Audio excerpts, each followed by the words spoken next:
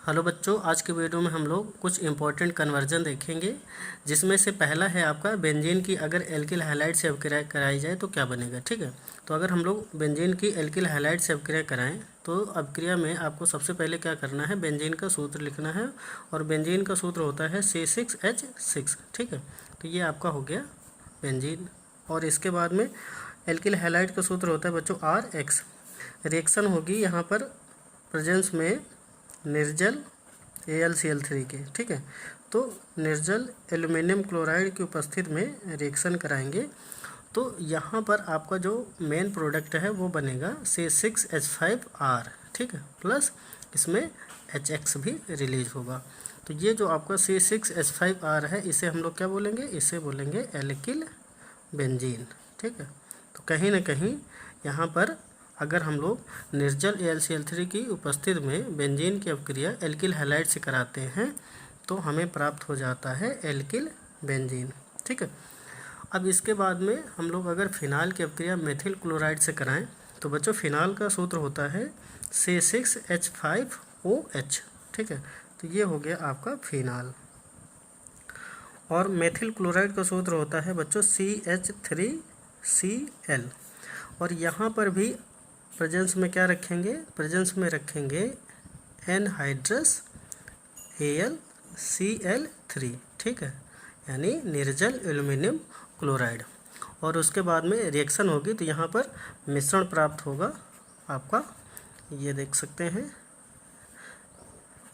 ये है आपका आर्थोक्रिसाल। ठीक है, इसको हम लोग बोलेंगे आर्थोक्रिसाल प्लस, और इसी में साथ साथ में पैराक्रिसाल भी प्राप्त होगा। तो पैराक्रिसाल का सूत्र ये हो जाएगा। ठीक है, इसमें पैरा पोजीशन पर आपको CH3 लगाना है तो इसको हम लोग बोलेंगे पैराक्रिसाल। ठीक है, तो इस तरीके से अगर हम लोग फिनाल की अवक्रिया मेथिल क्लोराइड के साथ निर्जल AlCl3 की उपस्थिति में कराते हैं तो आर्थो और पैराक्रिसाल का मिश्रण प्राप्त होता है। ठीक है, अब इसके बाद में अगली रिएक्शन है जिसमें से फिनाल की अवक्रिया जिंक से करानी। तो बच्चों अगर हम लोग फिनाल की अवक्रिया जिंक से कराएंगे तो यहाँ पर आपको क्या करना है, जिंक ले लेना है। किस फॉर्म में, तो डस्ट फॉर्म में। और इसके बाद में रिएक्शन कराएंगे तो एरोमेटिक कंपाउंड यहाँ पर मिलेगा, अर्थात बेंजीन मिलेगा, और यहाँ पर आपका जिंक ऑक्साइड रिलीज होगा। तो सीधी सी रिएक्शन है कि अगर जिंक की जो डस्ट है ना, इसके साथ अगर हम लोग फिनाल को रिएक्ट करवाएं, ठीक है, एक प्रकार का रिडक्शन है, तो हमारे पास में मेन कंपाउंड बेंजीन प्राप्त हो जाएगा, प्लस यहाँ पर साइड में क्या देखने को मिल रहा है, जिंक ऑक्साइड। ठीक है, तो ये हो जाएगी आपकी रिएक्शन। अब लास्ट रिएक्शन है कि अगर हम लोग फिनाल की अवक्रिया कास्टिक सोडा के साथ करें तो क्या बनेगा। ठीक है, देखो ये आपका हो गया C6H5OH।